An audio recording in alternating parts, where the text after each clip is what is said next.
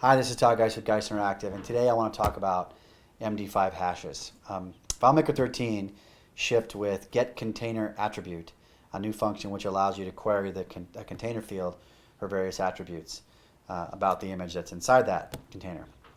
One of them was an MD5 hash. I'm not going to go into details at all about hashes, except to say that the basic idea is that for any given input, there is only one. There is a unique hash or string that is created or digest that matches that input. So if you see here on the screen behind me, I've got an image in a container field, and this is what the feature was sort of designed to do. And you can see on the right there, that is the hash of this hummingbird image that I took. If I change out the image, that's the same image. If I change out the image, here's another image, to a different hummingbird, the hash changes, and if I change it back, we see we get a different hash. So that was how the feature was designed, was to give you the MD5 of images in a container field. However, it can also do other things. So let's take a look at that function. So it's a container function, and there it is, and it says that it takes a source field and an attribute name. Now we know the attribute name is MD5, and it appears that it only takes a field, but in fact it can take any string. So here is my name, and there is the hash of my name. And of course this is case sensitive, which is kind of cool, so if I change that, we're going to get a very different hash. So what this means is that we can use getContainerAttribute to do MD5 hashes of text strings in FileMaker, which is cool. Has a lot of interesting uses, and next I want to show just a couple. So first might be storing passwords.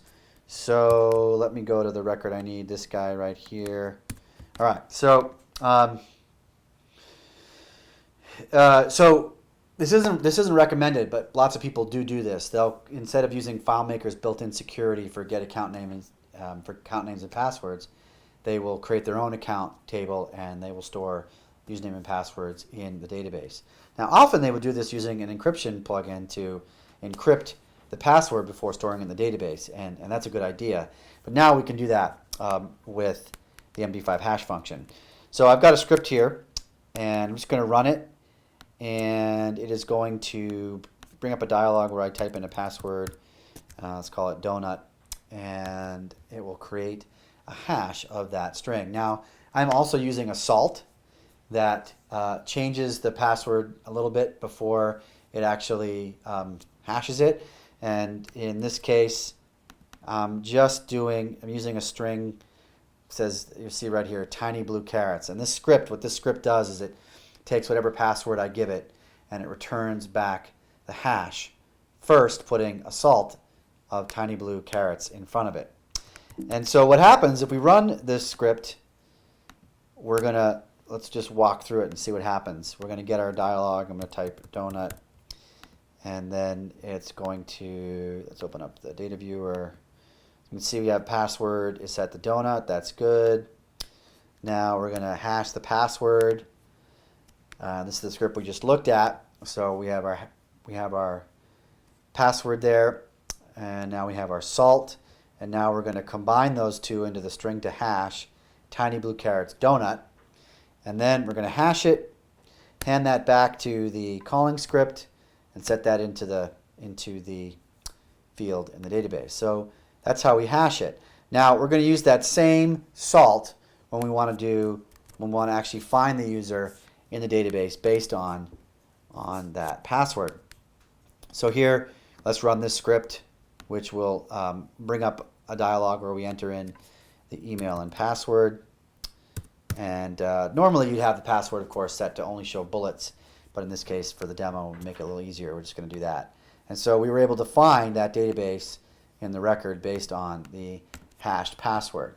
So that's a cool thing. That if you're out there using this technique of storing username and passwords in your FileMaker database, it's a real good idea to apply some level of encryption, and the MD5 hash function does a pretty good job of doing that, just like we showed here.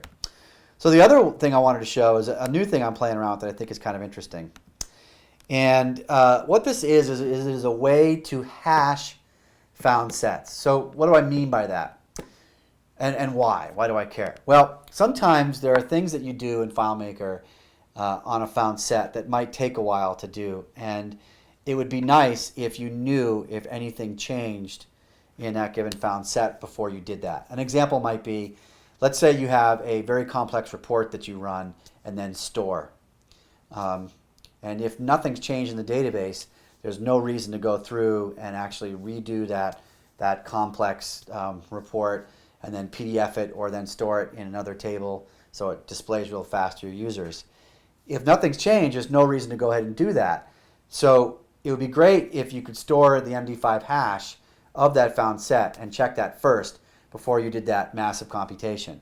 You might be the same for maybe you're doing virtual lists and you calculate this massive virtual list. You loop through a bunch of records, get the massive virtual list, and then 10 minutes later you want to refresh. Well, maybe that data has changed, maybe it hasn't.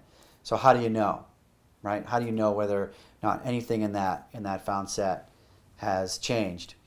And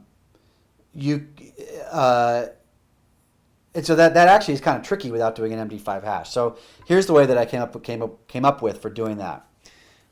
We're going to use another function called listOf to get us a list of IDs and timestamps for every record in the database.